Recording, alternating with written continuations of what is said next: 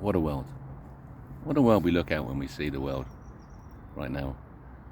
From here in Great Britain, when I look at our politicians and our police and our army and our law, I see enemy.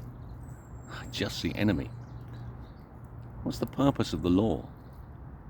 The purpose of the law is to protect its citizens. That's it. Not to protect those in power. If the law has been corrupted such that its citizens are not protected, then the law is meaningless, corrupt, useless, and of no value to us at all. In 1933, the optics of this in Germany, that Max Planck was placed in a position in which no single individual should be placed. The purpose of the law was to protect Max Planck from having to make this decision. I think I've talked about it, but it's now relevant to me in my position so clearly, and then therefore to us in Great Britain. When the Nazis came to power, they demanded of Max Planck to remove the Jews from his physics team. So Planck was faced with a choice to either continue to be the man of God and ideals and following through the Newtonian project to find the truth with the team that he'd built over this long period, built up his thesis with Alexander Brill in 1889 up to 1933. Max Planck has been set in its trajectory to arrive at the pinnacle of physics to uncover reality for us.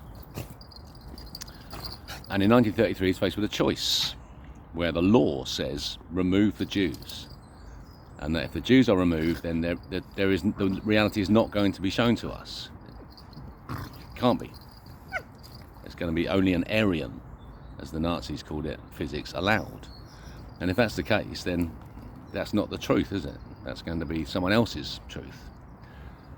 So Planck is faced with a choice to follow God or follow the law. And he followed the law. And I won't follow the law. I'll follow God. Now, oftentimes they do coincide. But as it's getting worse and worse and worse, I can see clearly that I'm faced with a choice on a daily basis. In order to comply with a corrupt system that demands taxes from me under threat of extortion for no purpose, or purposes which I fundamentally disagree with, which are not even the majority view of the people in this country, that our taxes are being used to fuel wars in other countries, in this case Ukraine and Israel. So I'm faced with a choice. Do I continue to pay my taxes, or do I follow my God? And as one man here alone on the bottom, at the bottom of the pond, I have no choice but to comply with the law and give them their money and pay unto Caesar what is Caesar's, and give them their money that they may spend it as they wish, not on helping me, but on destroying the world and running a world based on war. And so the law is corrupt, and I'm determined to prove it. I have the evidence. The Levy proves that British law is corrupt, and so I'm going to win. I will prove the law to be corrupt. If I could find any assistance in anyone would help me, then we could prove the law was corrupt, and we would no longer have to pay taxes to a system that corrupts us. We'll be paying taxes, if we pay them, to a system that protects us, that we can see the taxes we pay provide benefit for all, a collective.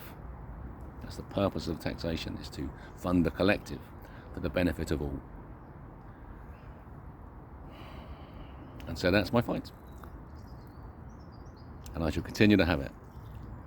I will get my day in court where I will prove that the law is corrupt, and we will win at that moment. Until then, we must just continue to watch the Zionist murderous project take over Great Britain, and while we, the people of Great Britain, watch them do it, because we're too frightened to rise up and challenge them. So fear not. Fear not. The end is coming.